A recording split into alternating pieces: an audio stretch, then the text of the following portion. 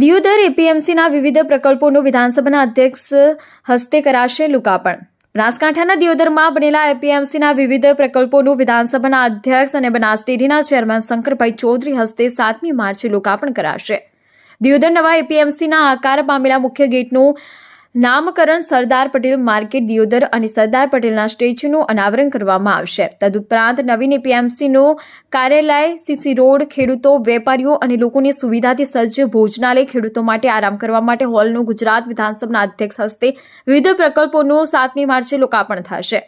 મહત્વનું છે કે દિયોદર એપીએમસીના વિવિધ પ્રકલ્પોના લોકાર્પણ કાર્યક્રમને લઈને તાડમાર તૈયારીઓ શરૂ કરી દીધી છે. ત્યારે દિયોદર એપીએમસીના ચેરમેન અને ડિરેક્ટરોએ સેક્રેટરીએ કાર્યક્રમની તૈયારીઓની સમીક્ષા કરી હતી. સાથે પત્રકારો સાથે બેઠક બાદ દિયોદર અને તાલુકાના ખેડૂતો, વેપારીઓ અને લોકોની અદ્યતન સુવિધાવાળું દિયોદરને નવીન માર્કેટ યાર્ડ 7મી માર્ચે ગુજરાત વિધાનસભા અધ્યક્ષ સ્થાને હસ્તે ખુલ્લું મૂકવામાં આવશે. ગેટ અને જે સ્ટેચ્યુનું લોકાર્પણ થવાનું છે.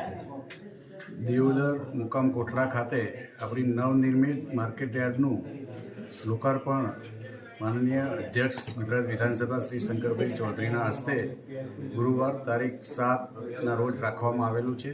આ કાર્યક્રમમાં મુખ્ય મહેમાન પદે આપણા લોકપ્રિય સાંસદ માનનીય શ્રી પરબતભાઈ પટેલ સાહેબ, આપણા વિસ્તારના લોકપ્રિય ધારાસભ્ય માનનીય શ્રી કેસાજી ચૌહાણ સાહેબ, આપણા વિસ્તારના પૂર્વ ધારાસભ્ય માનનીય શ્રી શિવાભાઈ ભુરિયા સાહેબ, આપણા બનાસકાંઠા જિલ્લા ભાજપના પ્રમુખ શ્રી કીર્તિસિંહ વાઘેલા સાહેબના મુખ્ય મહેમાન પદે આ આયોજન કરેલું છે.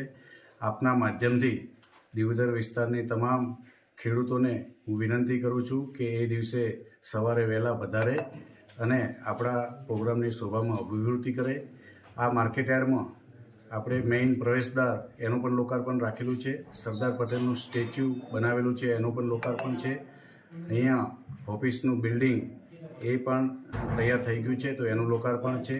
અને સરસ મજાનું ભોજનાલય અને ખેડૂતો માટે વિશ્રામગૃહ એ પણ તૈયાર થઈ ગયેલું છે તો એનું પણ લોકાર્પણ છે. તો આપના માધ્યમથી દિયોદરની તમામ જનતાને હું 2 હાથ જોડીને વિનંતી કરું છું કે ગુરુવારે સવારે 7 તારીખે વહેલા વધારીને આપણા પ્રોગ્રામમાં અભિવૃદ્ધિ કરવા વિનંતી.